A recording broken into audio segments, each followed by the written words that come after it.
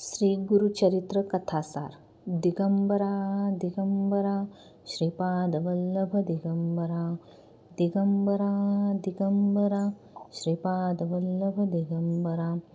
गुरुर्ब्रह्मा गुरुर्विष्णू गुरुर्देव महेश्वरा. गुरु साक्षात परब्रह्म तस्मै श्री गुरुवे नमः. अध्याय पहिला. श्री गणेशादी सर्व देवांना, देवींना, कुलस्वामिनीला नमस्कार करून या गुरुचरित्राची सुरुवात केली आहे. सर्व लोकांना सद्बुद्धी, सन्मार्ग व सत्यवृत्तीने वागण्याची प्रेरणा व्हावी म्हणून सिद्धमुनींनी खूप परिश्रम घेऊन गुरुचरित्र हा ग्रंथ लिहिला. एका ग्रंथात हा ग्रंथ श्री नृसिंह सरस्वतींनी लिहिल्याचाही उल्लेख आहे. म्हणजेच सिद्धमुनी हे श्री नृसिंह सरस्वतींचेच रूप. गुरुचरित्र हा दत्तोपासकांचा नित्य वाचनाचा ग्रंथ. अनेक दत्तभक्त हा ग्रंथ नित्यनेमाने वाचतात. गुरुवारी उपवास करतात, दत्तदर्शन घेतात. त्यांचं जीवन सुखासमाधानात जातं. आजच्या बदलत्या काळातही भाविक दत्तभक्त हा ग्रंथ नियमित वाचतात. फार वर्षापूर्वी श्री नृसिंह सरस्वती गाणगापूर येथे राहत होते.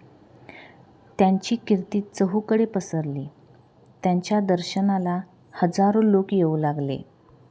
भक्तांची इच्छा ते अंतज्ञानाने ओळखीत, त्यांच्या इच्छा पूर्ण करीत. अशा श्रेष्ठ स्वामींच्या कृपाप्रसादाने भक्तांचे संसार सुखासमाधानाने चालत, सर्व चिंता दूर होत.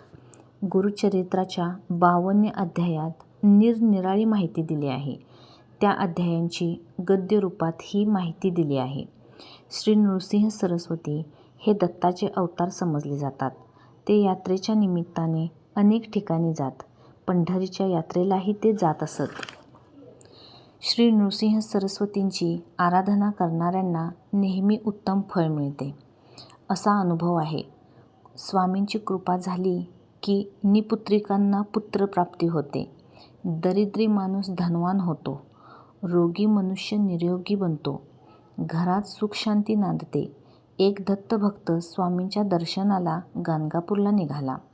वाटेत खूप त्रास झाला, पण त्याचा निर्धार सुटला नाही. गाणगापूरला येऊन त्याने स्वामींच्या चरणी मस्तक टेकलं.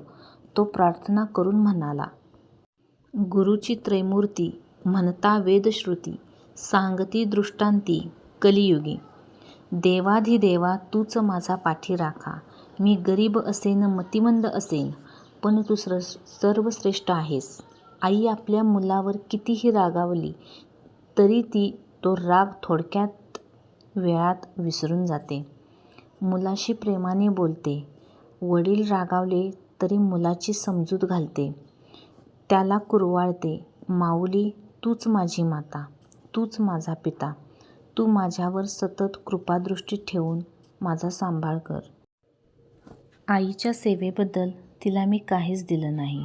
मी देणार काय? तू तर फार मोठा. मी तुला काय देऊ? माझ्यापाशी तुला देण्यासारखं काही नाही, हेही तुला माहीत आहेच. कलियुगात ख्याती श्री नृसिंह सरस्वती, भक्तांचा सारथी, कृपासिंधू. कृपासिंधू भक्ता, कृपाळू अनंता, त्रयमूर्ती जगन्नाथा, ज्ञानिधे. देवा, तू सर्वज्ञ आहेस. तुला सर्व कळते. रावणाला लंका तूच दिलीस ना? ध्रुवाला अढळपद तूच दिलेस ना? त्यांनीही तुला काहीच दिलं नव्हतं. मी सामान्य माणूस तुला काय देणार? देव भक्ताकडून काहीच मागत नाही. त्याची भावभक्ती तो बरोबर जाणतो. जमिनीवरून वाहणाऱ्या नद्या, तळी, विहिरी पाण्याने भरलेल्या असूनही आकाशातून ढग पावसाच्या रूपाने त्या सर्व पुन्हा भरून टाकतो. हा अनुभव सर्वांना पटतो. माझे कुठलेही अपराध असले तरी ते तू विसरून जावे व माझ्यावर कृपा करावी, हीच माझी इच्छा आहे.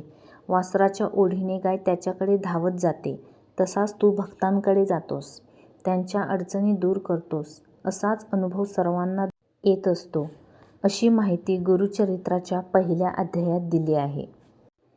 दुसरा अध्याय पुढच्या व्हिडिओमध्ये आहे. दिगंबरा दिगंबरा श्रीपादवल्लभ दिगंबरा. दिगंबरा दिगंबरा श्रीपाद वल्लभ दिगंबरा. जय सद्गुरू, जय सद्गुरू. जय जय रघुवीर समर्थ.